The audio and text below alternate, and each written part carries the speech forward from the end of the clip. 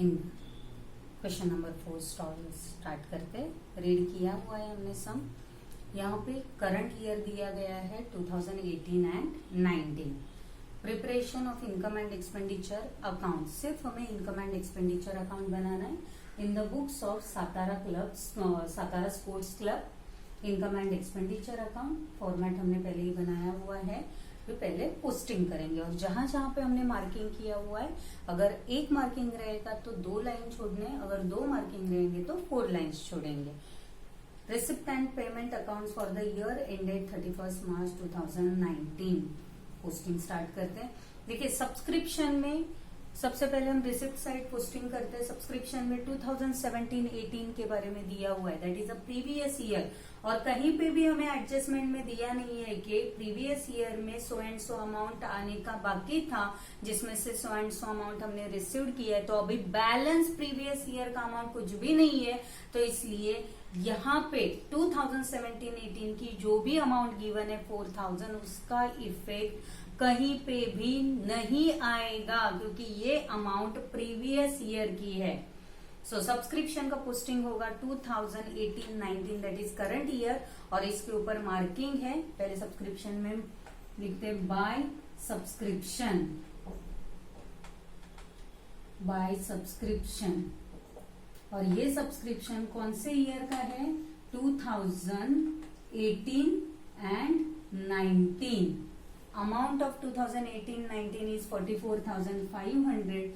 Adjustment है, inner column में लिखेंगे 44,500। एक ही मार्किंग है इसके ऊपर, इसलिए 2 लाइन छोड़ेंगे। नेक्स्ट है 2019-20 का subscription. 2019-20 subscription is a next year subscription which is received in advance, तो ये जाएगा अंडर लायबिलिटी, और यहाँ पे हम सिर्फ इनकम एक्सपेंडिचर अकाउंट बना रहे हैं, इसलिए इसका पोस्टिंग नहीं करेंगे। Next one is entrance fees. Entrance fees के बारे में हमें एडजस्टमेंट दिया है कि total amount of entrance fees is assumed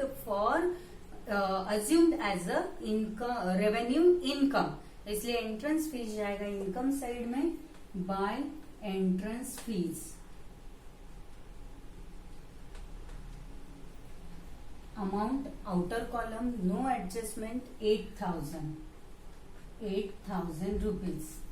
next one donation for building fund goes under liability side. Specific purpose के लिए डोनेशन 2 टाइप का होता है, एक होता है general donation, general donation goes under general donation goes under income side, and donation for specific purpose goes under liability side. यहाँ पे पर्पज मेंशन है, जो डोनेशन पे किया जा रहा है, दिस डोनेशन इज रिसीव्ड किया जा रहा है is for building, so building fund जाएगा under liability side. Interest 600 income है by interest. Amount of interest is 600. Sale of 600. Sale of furniture income 4,500 by sale of furniture. By sale of furniture 4,500 income received हो रही है, outer column. Next है salary, payment side. Salary, salary के ऊपर marking है, no marking on salary. Expenditure 2 salaries, 2 salaries. Amount of salary outer column 5,000 rupees. Rent including ₹2,000 for 17-18, previous year का rent इसमें include है, जिसे हमें माइनस करना है, और रेंट के ऊपर 2 एडजस्टमेंट है। पहले पोस्टिंग करते हैं to rent. Total amount of rent given है 5,000, 2 मार्किंग है, 4 लाइन्स छोड़ देते हैं। Next one electricity charges 1,450, outer column 2 electricity charges amount है 1450। देखिए रेंट का एडजस्टमेंट अभी इस यहीं पे हम लोग सॉल्व कर देते हैं। Adjustment is given previous year 2000 is included, और रेंट में से उतना प्रीवियस ईयर का अमाउंट माइनस हो जाएगा, less rent paid for previous year ₹2000 less paid for previous year amount 2000, तो total amount remaining is 3000। Electricity charges 1450, fix deposit goes under asset side, उसका income या एक्सपेंडिचर में कहीं पे इफेक्ट नहीं आएगा। Printing and stationery 750, expenditure 2, printing and stationery, printing and stationery ₹750। General expenses 5500, और general expenses पे देखिए एडजस्टमेंट गिवन है ब्रैकेट में, that is including ₹500 paid for next year, तो ये अमाउंट इसमें से लेस हो जाएगी। नेक्स्ट ईयर के लिए अमाउंट पेड किया हुआ है which is a prepaid expenses, so general expenses के ऊपर मार्किंग है general expense, amount of general expenses 5500, single marking है। नेक्स्ट है बाय अच्छा यहाँ पे एडजस्टमेंट भी सॉल्व कर देते हैं, including 500 paid for next year less paid for next year, amount paid for next year is 500, less हो गया तो टोटल आउटर कॉलम में अमाउंट जाएगी 5000। एडजस्टमेंट यहीं पे सॉल्व कर लिया है।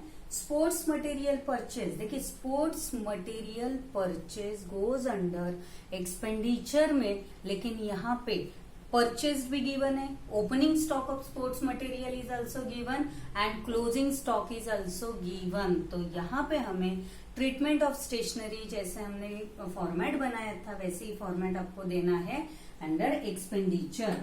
2 sports material consumed,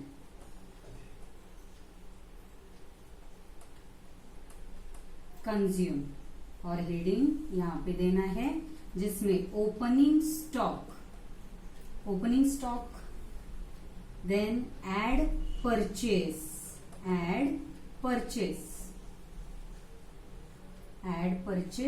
and then less करना है क्लोजिंग स्टॉक को, less closing stock. Opening stock मतलब कौन सी अमाउंट होती है, स्टॉक एज ऑन 1 अप्रैल, तो स्पोर्ट्स मटेरियल का परचेज किया हुआ अमाउंट है 40,000, तो परचेज के सामने जाएगा 40,000, और एडजस्टमेंट में देखिए ओपनिंग स्टॉक दिया हुआ है, opening stock is given in adjustment, opening stock is 1 April is 6,000, दोनों अमाउंट को ऐड करके टोटल अमाउंट हो रही है 46,000, जिसमें से closing stock of sports material is 14,000 minus करने हैं, तो माइनस करके टोटल अमाउंट जाएगी 642 minus 13 32,000 amount goes on outer side. तो देखिए ये एडजस्टमेंट, ये फॉर्मेट है, लेकिन क्लोजिंग स्टॉक का सेकेंड इफेक्ट भी देना है एसेट साइड में, लेकिन यहाँ पे हम एसेट बैलेंस शीट प्रिपेयर नहीं किया है, इसलिए इसका सेकेंड इफेक्ट नहीं जाएगा।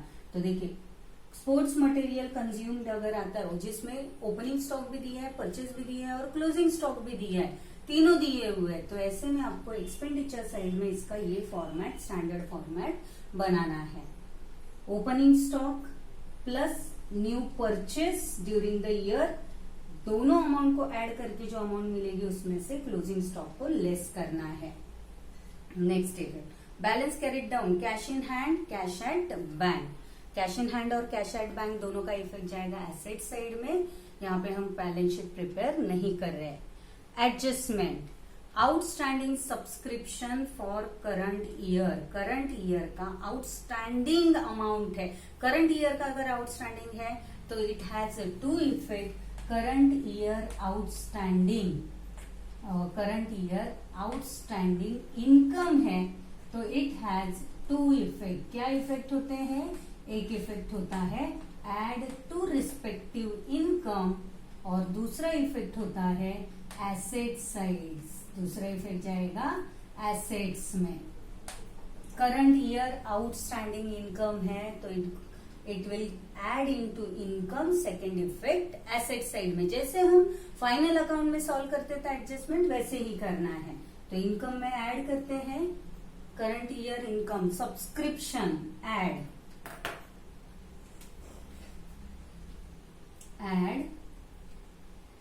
outstanding for current year. Amount of outstanding is 4,500.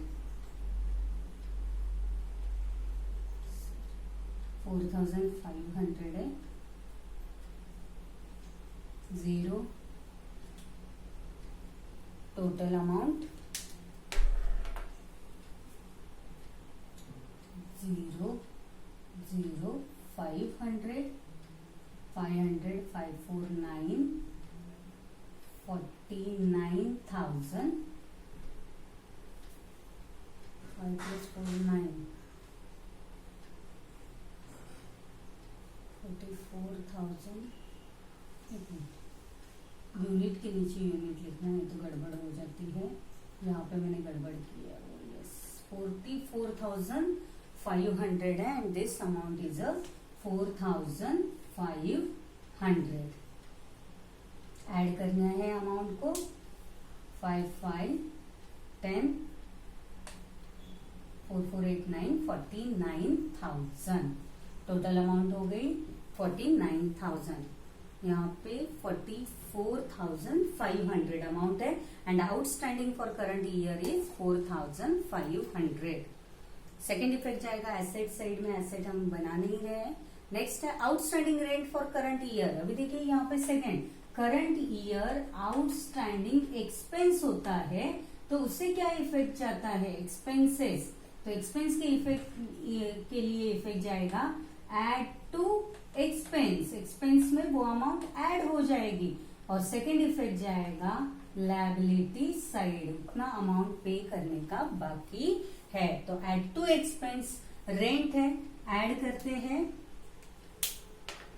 Rent outstanding for current year. Add outstanding for current year और करंट ईयर का आउटस्टैंडिंग है 1,000। ऐड करके टोटल अमाउंट आउटर कॉलम में जाएगी 4,000 एंड सेकेंड इफेक्ट जाएगा liability side. Next one entrance fees. Entrance fees के बारे में इंफॉर्मेशन दिया है that is entrance fees are to be treated as revenue income. मतलब जहां पे एंट्रेंस फीस है वहीं पे रहेगी, इसे हमें ट्रांसफर टू कैपिटल फंड नहीं करना है। तो अभी हम यहाँ पे देखेंगे कि सरप्लस अमाउंट या डेफिसिट आ रहा है। चेक करते हैं।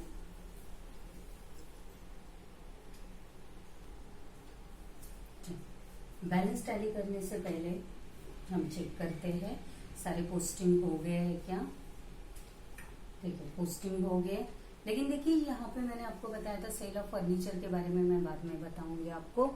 सेल ऑफ फर्नीचर, फर्नीचर का सेल होके कितना अमाउंट जनरेट हुआ है 4,500।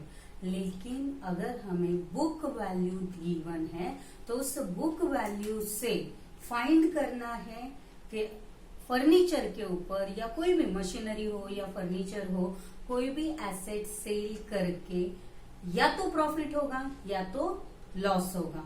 तो सिर्फ हमें प्रॉफिट और लॉस की ही एंट्री करनी है, ना कि कितने अमाउंट में हमने इसे सेल किया हुआ है। तो पहले हम चेक करते से book value of furniture. Third working note, book value furniture की बुक वैल्यू है 8,000। फर्नीचर्स बुक वैल्यू इज ₹8,000 और इसे सेल किया हुआ है 4,500 सोल्ड। 4,500, तो यहाँ पे लॉस हो रहा है 3,500 अमाउंट का लॉस हो रहा है, लॉस ऑन सेल। तो loss on sale is a expenditure to the company, और इसलिए सेल ऑफ फर्नीचर को आपको दिखाना है एक्सपेंडिचर साइड में।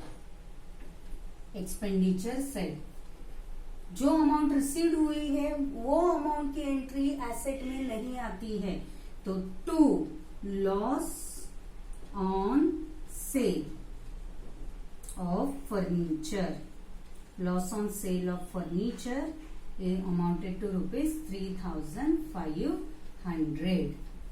और चेक करते कोई एडजस्टमेंट बाकी है नहीं, चलिए टैली करते हैं। 49,000 प्लस 8,600, 49,000 प्लस 8,600, 57,600, टोटल 57,600 नहीं, लेकिन पहले आपको चेक करना है डेबिट साइड इज ग्रेटर और debit side total is more और credit side total is more, लेकिन यहाँ पे देखते हुए मुझे क्रेडिट साइड की अमाउंट ज्यादा लग रही है, तो इसलिए मैंने 57,600 क्रेडिट साइड के अमाउंट को टोटल को ट्रांसफर कर दिया। अभी पहले फाइंड करते हैं इसका टोटल कितना है।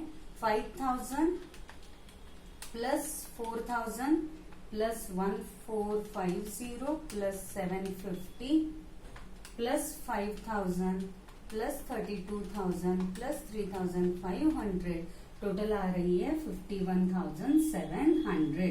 तो 57,600 माइनस 51,700 को अगर माइनस करते हैं तो अमाउंट मिल रही है 5,900, और यही अमाउंट है अपनी टू सरप्लस। और ब्रैकेट में आप लिखोगे excess over income, excess over expenditure, bracket में आपको इसे दिखाना है। Surplus means income over expenditure, यहाँ पे एक्सपेंडिचर से ज्यादा इनकम है, तो total amount of surplus is 5,900। Right down.